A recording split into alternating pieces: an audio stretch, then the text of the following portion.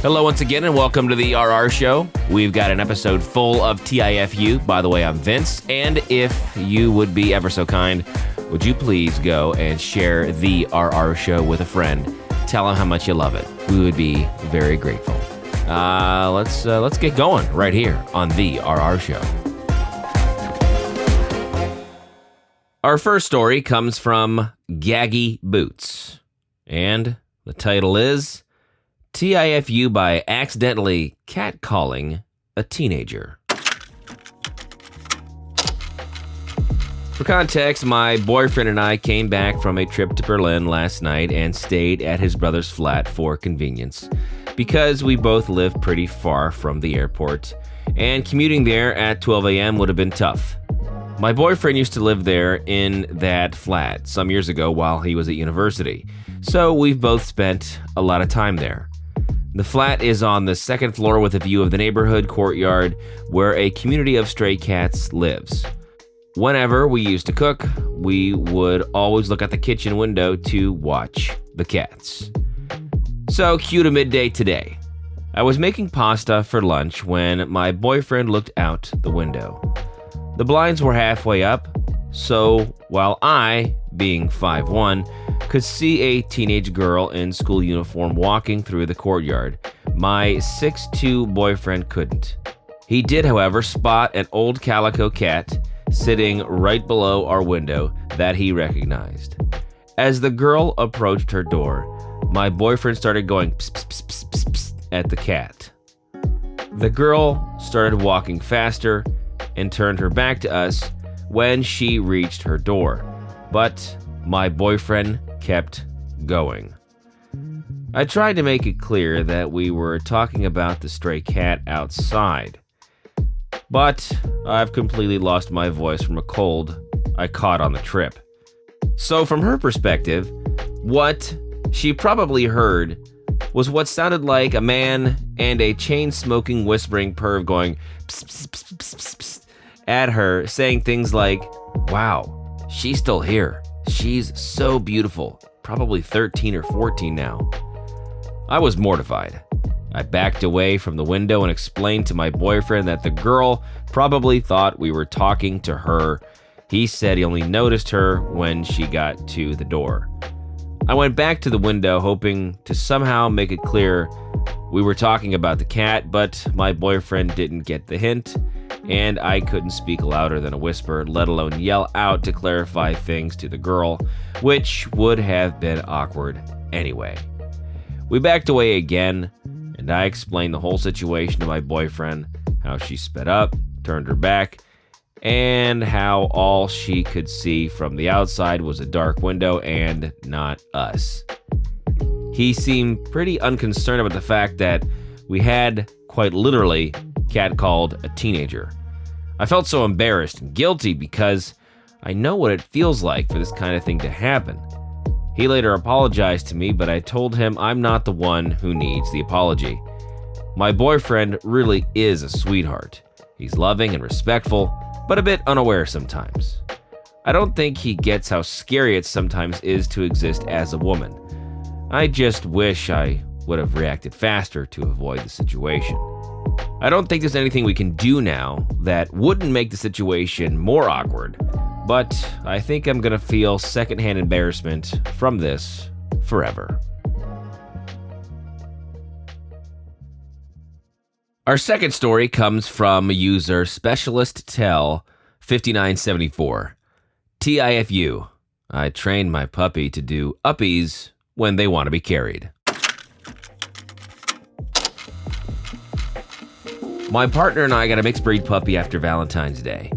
It wasn't entirely planned. We were picking up hay for our other animals, and the lady asked if we knew anyone who would be interested, as someone had dumped off a box of puppies 6 weeks prior, and they were to the point of needing to be rehomed. Needless to say, we fell in love with the runt of the litter, and we brought him home.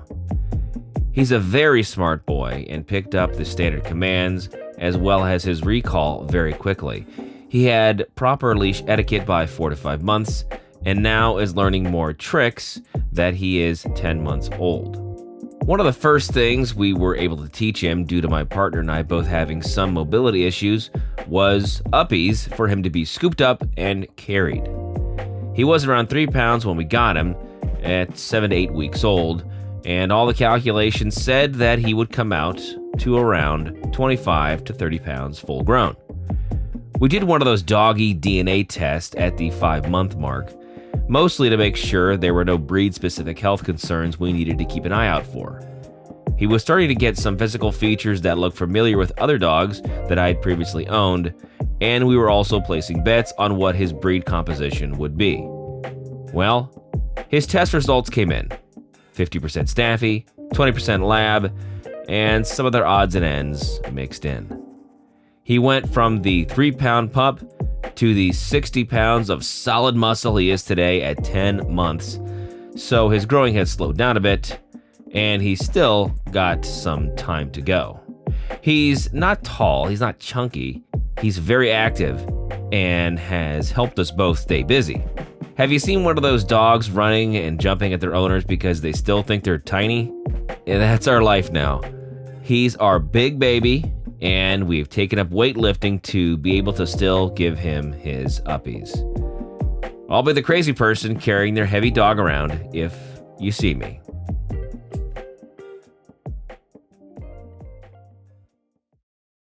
Our next story comes from Chemical Patient Zero. TIFU by losing my wallet right before the school season, and setting in motion an avalanche of follow-up problems, losing hundreds of euros, and making myself look like the worst possible student in just the first month of school.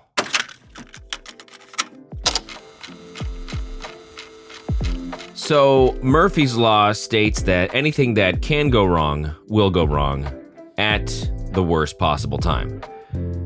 Little story.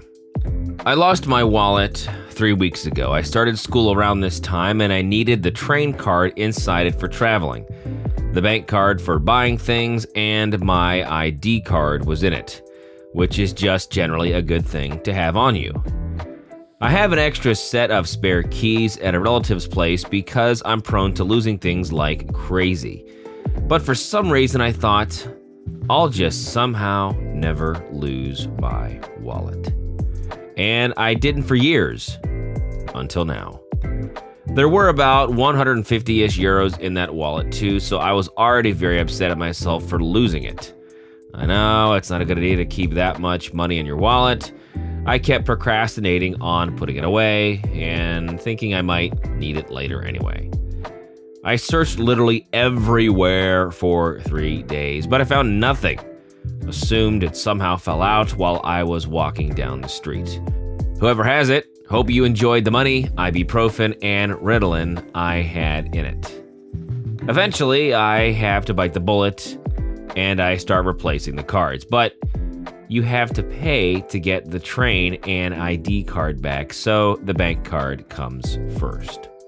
In the first week, I block my bank account and try to replace the card, but I have to get to school in this week too. I have to rely on someone else to buy me e-tickets in advance while I sort this out, and I end up paying them back in cash. Must have been around 70-ish doing this. My school demands I buy books and licenses to material. I tell them I can't because I don't have my bank card yet. I pay for things in the shops I pass with coins, like I'm playing Skyrim. Finally, I get my new bank card after 3 to 4 days of waiting. But because of my own stupidity, I didn't use it for another 3 to 4 days because I assumed there would be a new PIN with it, and I couldn't, for the life of me, find it. And I heavily procrastinated on calling the bank to ask what's with that. Social anxiety. Eventually, someone else informed me that the PIN should stay the same. I try to buy the school material, but don't know where to find them on the websites. I wait until I get to class again so I can ask the teacher. The teacher shows me, but on that day itself, I forget to bring my bank card. I have to wait a week before I see this teacher in this class again so she can guide me through. I forget my laptop charger the same week on another day, rendering me completely useless for 6 hours out of an 8-hour school day. In the meantime, I try to replace my train card, but I need to have a professional picture taken for the train card. No problem, I had some taken recently. Oh wait, I left them in my wallet because, of course. I go get new professional pictures taken. Have to pay for that too and get my train card sorted out in a couple of days. One last card to replace my ID card and then I'm back on track. I make an appointment to go there, I forget about it completely and sleep through it. Of course. On another fun little side note, I had slept through my alarm on a random Monday as well, missing most of the day. And on another Tuesday due to inability to sleep due to relationship problems. Missed the bus and the train about 3 to 5 times by this time as well, and showed up late. I make a new appointment next week and show up on time. Woo!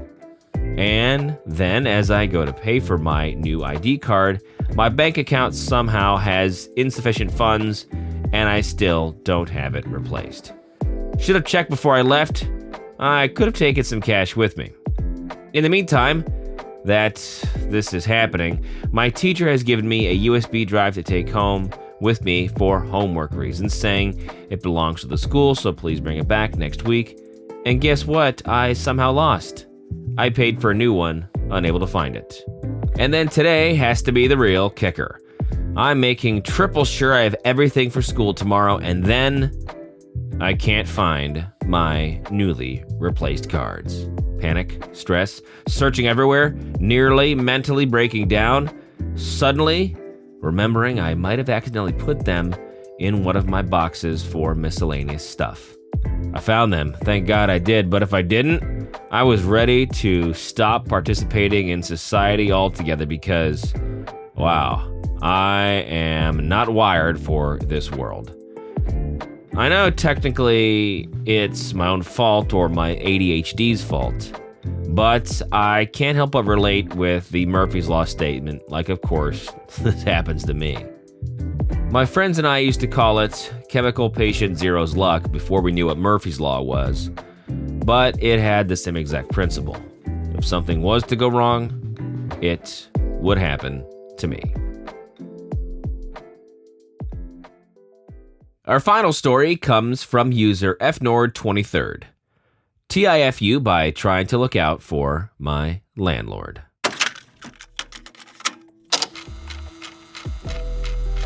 I came home from a work trip to 2 coworkers eating lunch on the front stoop of my apartment building. I got out of my lift, gathered all my bags, and tried to get past them and into my building without any of my luggage slamming into them. They apologized for being in the way, and I let them know it was no problem at all, as I made my way inside without incident. Upon entering, I saw that the first floor hallway was lined with a bunch of new cabinets, and that the apartment straight ahead and to the back right had its door wide open. I could see that a few pieces of furniture in the apartment 1R were covered in plastic.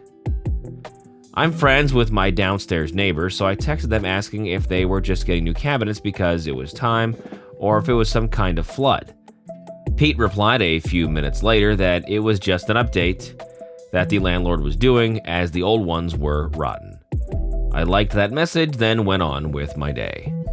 A bit later, I went out to run some errands, and when I returned, the bones of a bunch of the old cabinets were stacked up haphazardly in front of the building in the area where the trash and recycling live. My spot is in Brooklyn, and the city fines the landlord if the trash and the situation isn't handled properly. So I shot a quick text to Gavin to apprise him of the situation just in case it was going to be an issue. He texted me back a bit later while I was on the phone that they were just going to clean it all up the next day. So when I got off the phone, I texted him back, just thinking about your coin purse. Wink face. Except I didn't text this message to Gavin.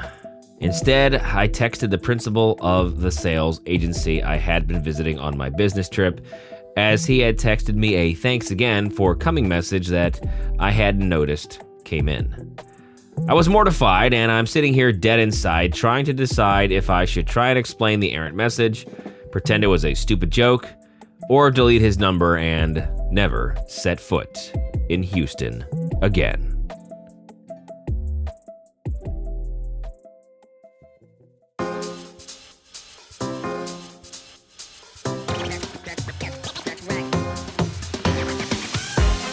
So thanks for being with us. The RR Show is a production of Evergreen Podcasts and Wessler Media. Now, if you'd be so kind, please follow or subscribe to our show wherever you get your podcasts. And if you're feeling extra nice, you might as well leave a 5-star review. But for more, visit the website, rrshow.com. That is rrshow.com. I'm your host, Vince. Thank you to my producer, Kevin, and we'll see you next time here on The RR Show.